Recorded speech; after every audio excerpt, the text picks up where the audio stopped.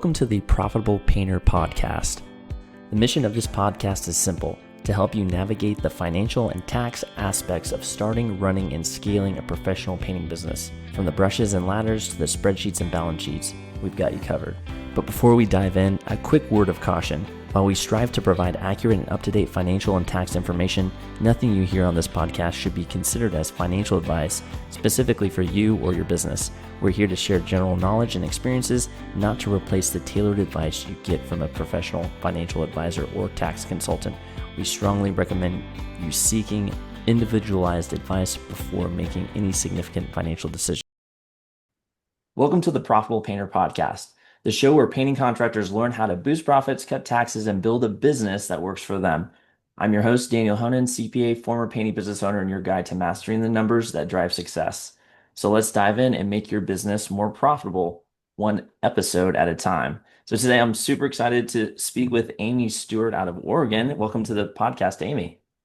Thank you. Thank you for having me. I'm super excited to get into it. I think you have a really interesting background, and I'm excited to get into the conversation. And to give folks more of an idea of where you're coming from, could you let folks know, how did you get started in the painting business? How did you get started in the painting industry, and what have been some major milestones along the way? Absolutely. So I got started in the industry. I'm a third generation painter. My father was a carpenter and painter, and he hired us when we were young children how to paint. And he was very specific. It had to be done meticulously. So we learned early on. By the time I graduated high school, I had a pretty significant savings just from working for my father. Fast forward to being in my early 20s, it really took, even in my teens, it took more of an artistic approach. And I started, painting furniture, painting murals in kids' bedrooms, painting cabinets. And in 2003, I started working with Venetian plaster. Back then, it was just a synthetic plaster that I got at Home Depot, just honestly garbage. It doesn't produce the look of an authentic lime plaster at all, but that's how I got started. And I was doing those finishes in my home, and my brother was over and said, Amy, you could really make money with your skill set. And I kind of chuckled at it, and I was like, no, really, I don't think so. And he said, yeah. And so he's a painter as well. And he said, the next time we get a call for someone wanting Venetian plaster, I'd like you to go out and, give them a bid and do it. So that's how I got started. And then other home builders, designers, would see my work. And so it just kind of grew from there. I will say I did a lot of painting, whole house painting, exteriors. I did everything in my 20s, 30s, even into my 40s. And it's just been probably the last 5 years that I've decided I'm really going to focus on doing what gives me the most joy and what I really enjoy doing, which is allowing me to express my creative outlet. So we focus mostly doing faux finishes, high-end finishes like primarily Venetian plaster. We still do cabinet painting because that is it's definitely an artistic skill to get it done right and to look very high-end.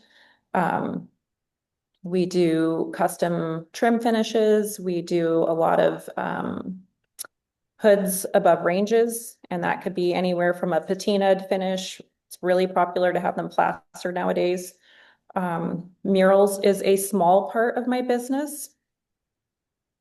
And then we do a lot of tadelakt plaster showers. I would say in the last 3 years, that's become really popular.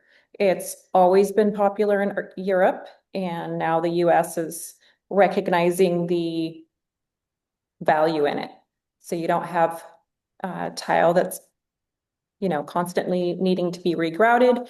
You don't have the risk and danger of mold. It's a very organic finish and it will not allow mold to grow. So it's, um, to me, that's, you can't put a value on that. I've had health problems due to mold. And so for me, both of my showers are tadelakt plaster Yeah. in No, my that's a home. yeah. We just had a mold inspector come in our house, and Mhm. the shower right behind the shower they found some mold. So it's like super common. I mean, Mhm. in especially the United States with all of the drywall, from my understanding, mold Mhm. just it's like mold food basically. We've built all our houses out of mold food, and so Yeah. a lot of homes suffer from mold. Mhm. And so this product, it basically is mold resistant or just does not get any kind of mold on it, and it sounds like that'd be perfect for bathrooms since it's always wet in there. It is perfect. It just cannot grow on it because of the composition of it. That's So, that's pretty cool. So I know you got started in 2020 or 2003, so over 20 years mhm. experience, and Mhm. you started playing around with like a synthetic plaster, and Mhm. and then from there kind of built from there. I know you Yes. spent some time in Italy, Mhm. actually training.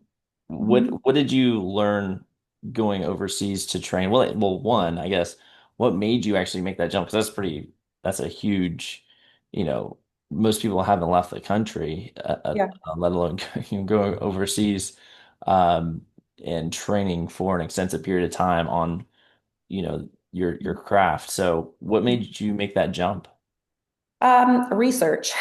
So, research is something I enjoy doing, whether it's health related, decorative finishes, plasters. And so I was researching, I'd heard of the authentic lime plasters, which back then were not available to me. Um, and so I started doing research and I learned of a training there. And so I went. That was in 2007. 2007 business was really, really good for me. So going wasn't an issue. It was crazy expensive, but I was able to swing it and just fell in love with the authentic limes because basically, when you have a true Venetian plaster, you're essentially getting a layer of stone on your wall. It's slaked marble and lime, this emulsion that trawls on so much better than a synthetic. You're able to burnish it and just play with it in a lot of ways that you definitely could not with a synthetic Venetian plaster. And so just the beauty of it and the feel, like when you rub your hand over it, I mean, it feels like marble. So it's very, very beautiful. It allows me to create a depth. Um, I just met with a builder last Friday, and what she was referring to as texture is really more the depth. So we met, she saw samples, and she was like, "Oh no, this is what I'm looking for." I thought she wanted texture because that was the word she used, but it's a depth that you're able to achieve, but have a very smooth, soft, luxurious finish. So It could be texture. There are plasters that, for example, Piatto, which has a thicker aggregate that, you know, could be more of, and it can be burnished smooth as well. But there's so many different plasters that I work with now, and there's different techniques. So primarily what we're doing for most designers is a smooth finish on the walls, but there's just a wide variety of what's available. It could be stucco, for example, which absolutely has a texture. And those, are lime based as well. So hmm, so you're training in Italy.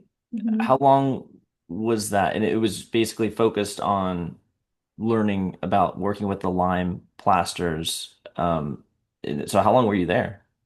so it was lime plasters and murals. There was Yeah. pretty good focus on murals. I was there for a month, so just short of a month, 27 days. No, that's awesome. I mean, that's a long time to be Mhm. overseas training. And so what are in the key takeaways? I know you're obviously still doing lime Mhm. plastering and murals, so it's still part of your business, even almost 20 years later. Mhm. Um, is there anything that you learned in Italy that is like not even considered or a part of what the way we do things in the US? I would just say not so much with the murals as much as, although mine are more like old world Italian style, I also love to play around with abstract art and have sold art pieces. But as far as what I learned in Italy, I would say how the plasters are made and what you're able to do with them. And also the focus on having a healthy home. So a lot of homes in Italy are built with stone and brick and they last centuries and centuries. And Venetian plaster is very, very common there. And it ages beautifully, and you just don't see that here in the US. And in the US, probably, I don't know if I would dare say 9 out of 10 homes, but it's a very high percentage of homes that suffer from mold. So like I said, also with the health issues, it was very important to me to Hmm. start having finishes that are going to, be organic and ensure a healthy environment. Yeah. Mhm. Yeah, I mean, I think I mean, the beauty, those things look amazing, but I don't think a lot of people know that it's also a huge health benefit too. Uh, Huge. so, and that is, I think it's starting to become more of a thing, like Mhm. where people are starting to realize that they're living in a death trap. Yeah. There's, Yes. there's just mold everywhere. I Mhm. just was yesterday, uh, Chris Williamson, he has a a really big podcast. Mhm. And he just released this whole thing where for like a year, he was struggling with mold in his home and he had all these physical issues like fatigue and he couldn't focus for long periods of time. Mhm. It just ruined, and I think a lot of people are probably suffering from those type of symptoms and they don't have any idea that it's from mold. Yeah. You just kind of feel tired and you just don't feel yourself and brain fog, that sort of thing. Yeah. But I think people are starting to realize that this is something they should be paying attention to. I know Mhm. for me, it was just over the last couple of years. Mhm. But is that something that you're seeing that like the folks that you're working with, are they just I want it to look really cool and pretty, or are they also kind of coming at it from a health perspective too? Um, there's a designer that I would say she's my bread and butter, so to speak. She's very health conscious and likes organic finishes in the home. And she loves all the walls, ceilings to be Venetian plaster, the showers to be tadelakt plaster or um, marble slabs. So just materials that are not going to fail us in any way. Um, and there's others that are catching on now.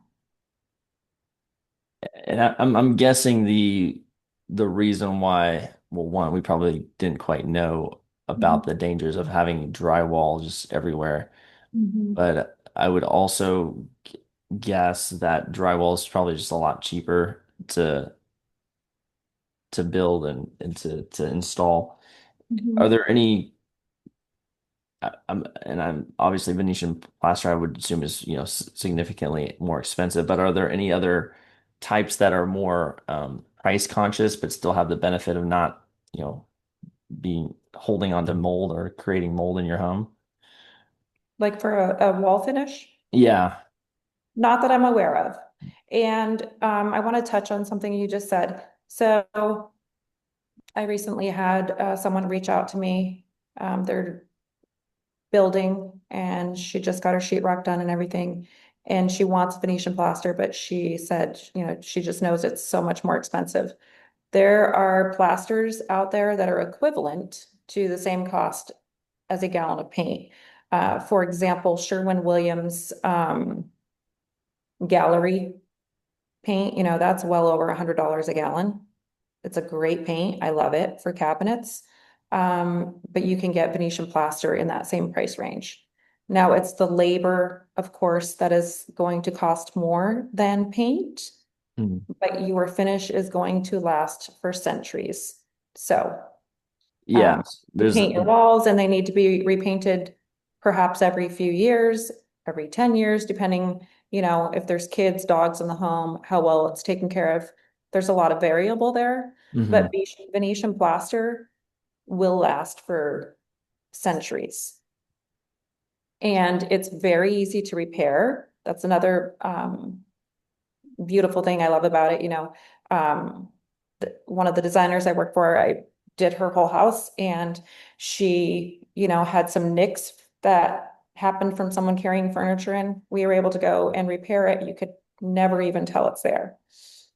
Nice. So I will specify that it's really important to vet your contractor and make sure they really know what they're doing. I went to the Tour of Homes show in July, and I was in a multi-million-dollar home viewing someone else's work that did Venetian plaster, and it was honestly a shame. I felt like it gave Venetian plaster a bad name. So it's you want someone that's artistic, you want someone that knows what they're doing, someone that's not going to just slap it on. You want someone that's actually going to layer it on your wall to give you that beautiful um, dimensional look. What are the common mistakes that that you see with Venetian plaster that folks are doing? Well, in that case, I think they probably did like one, maybe two passes, so it looked really flat. And then also they did have a spot where they patched and it was very, very visible. So I think it was just lack of training, knowledge. I did speak with the builder and he said, it was some drywall guys that are like, oh yeah, I can do that for you. To me, it's night and day difference what you get, from person to person. Yeah. Yeah, So it sounds like they were basically not layering it enough and then not knowing how to patch correctly. exactly. Cool. So who are your, the folks that you're working for? You mentioned you work with builders and designers a lot. Is Mhm. that pretty much who your customer base is working directly with those folks, or do you also target homeowners as well? Absolutely, all three are my target. The majority of my business, and has been for years, is strictly word of mouth. In all honesty, I would say we get very few jobs from someone doing a website search, very few every year. Um, it's always 9 times out of 10 word of mouth. Um, back, I don't know, I would say up until maybe 8 years ago, the majority was residential and occasional commercial jobs. Today, I would say the majority is builders, designers, and then residential would be after that. I have clients that I've done work for, 15, even 20 years ago, and they still reach out to me. Yeah. Well, that's definitely a testament to your quality for sure. Yeah. For, working with do you prefer working directly with the builders and designers, or do you like working directly with the homeowner? Honestly, I love it all.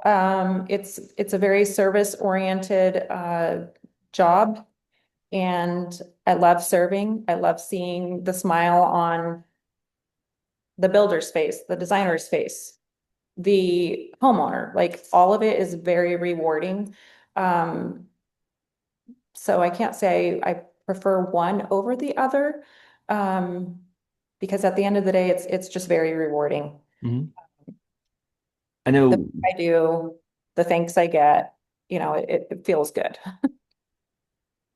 Yeah. Well, that's awesome. I know for some of the folks that I work with, working directly with builders and designers, uh, one of the challenges is cash flow where the payment schedules are not as favorable, not for all of folks that work directly with them, but a lot where the payment schedules are just not as favorable where they'll get paid, 30 days after they're completed with the work or something like that, where it's just kind of more difficult from a Mhm. cash flow perspective. Mhm. Um, is that something that you've seen working directly with builders and designers, or have you just been able to build because your reputation kind of Yes. negotiate? Yeah, there are some builders that, I won't get paid for 30 days. But I've worked with them and I trust them and it doesn't bother me at all. People I've worked with, in the past, I never require a deposit up front. I cover everything and they can give me a check at the end.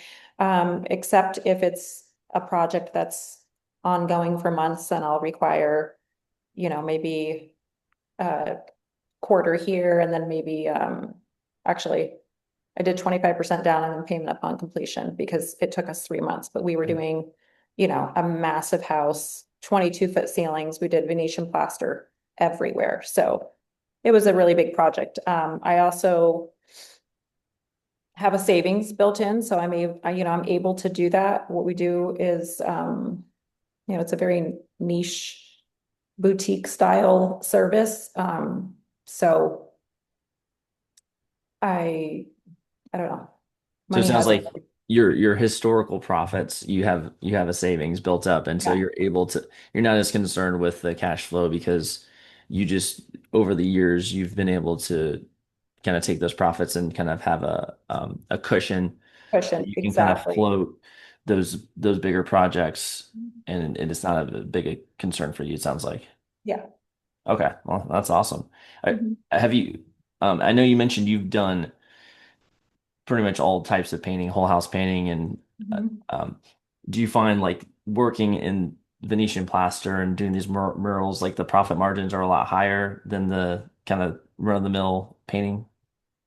They are, murals. I wouldn't say the profit margins are as high, and I would say that's like this, the least amount of, jobs I get is murals. Hmm. And oftentimes it's because people don't want to pay for that. They're like, oh, well, I can get wallpaper, and just slap it on the walls. So finding the value in someone hand painting your walls, something that if you're tired of it in 5 or 10 years, you can just paint over it. And paying for that because it's, it is time and it's time consuming. Um, I feel like we just live in a fast-paced America, like, oh, I want a burger right now, go to the Mm. drive-through. I want a mural right now. They go online and they get wallpaper. Yeah, So murals are, we seldom do them. And when we do, it's someone that really appreciates the artistic time that goes into it. yeah. So Mhm. murals, not so much, or at least most people, it's they don't value it as much. But Venetian plaster, I would guess that the margins are pretty good on those compared to like just doing typical interior painting. Yes, 100%. Yeah. Um, what are some things that you've learned over the last couple decades with running a boutique painting business that it took you a while to kind of figure out? Like maybe there was a certain issue that you kept running into for months or years, and then once you kind of addressed it, it really made things a lot easier running your business. Mhm. Oh, that's a tough one because I'm still learning. Yeah. And I believe we always learn, and I think I'll be learning until hopefully the day I die. Um, there's always room for growth, in my opinion. There's always room to learn, and I'm continually learning. My daughter and I went to a training in California early this summer. We've attended trainings, all over the US, and we've worked all over the US. our next job will be in the spring in Florida. We've gone to Mexico, we've gone to the Carolinas. Um, we've, I shouldn't say worked in every state because that's not true, but we've worked all over the Hmm. US, and then outside of the US, we worked in Mexico. Um, but learning, it, I would say the hardest thing for me as an artist is marketing. I know it's not my strength, and it's not even something I enjoy, to be honest. I just want the phone to ring and be like, Yeah. that the customer go out and meet them and get the job. So there's room for growth for me Yeah. for learning always. Well, it sounds like a part of marketing is being great at what you do, and that's something that seems like you do that well. And Mhm. as a testament, you all the customers that you've had historically call you back 10 years later. Uh, and so I think it sounds like you say you're not good at marketing, but in a way you kind of are because of the high quality of your service Mhm. that you stick in people's minds for years afterwards, and they're telling other people about you and also coming back to get more services done from you. So That is true. that's definitely an awesome thing. Probably something you could also just lean into. I would Mhm. say if you have that customer list, like Mhm. just reminding folks, giving them an update of what you're doing, or on a monthly or quarterly basis, Mhm. to keep top of mind because they probably they might remember that someone was amazing who came and did the Venetian plaster 5, 10 years ago, but they don't remember exactly who it was. Yeah. And if you just had like some sort of monthly or quarterly outreach to them via direct mail, email, or text Yeah. message, that would like kind of remind them and like, oh yeah, that's right. And we do need this other area done.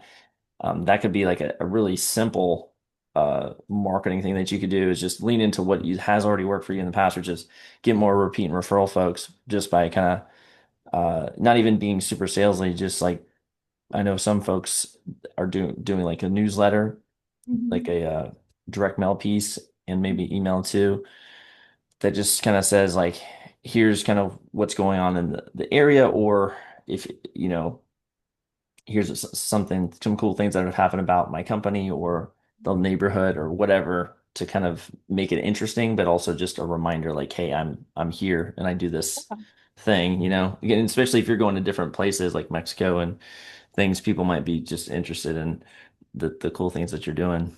Yeah, that's a great idea. Awesome. Well, I really appreciate your time today, Amy.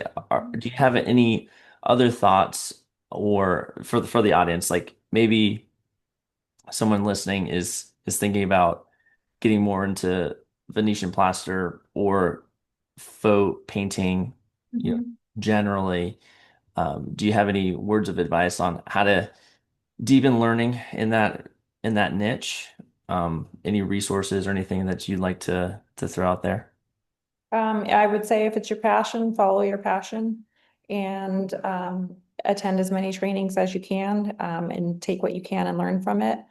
Um, everything in life is trial and error, and that's how we grow and that's how we learn. So don't be afraid to make mistakes and jump in with both feet. Awesome. Yeah, Cool. Well, I really appreciate your time, Amy. This was really interesting. I really appreciate you sharing with us today. thank you. I'm glad you had me here. Yeah, absolutely. And for the listeners, we will see you next week.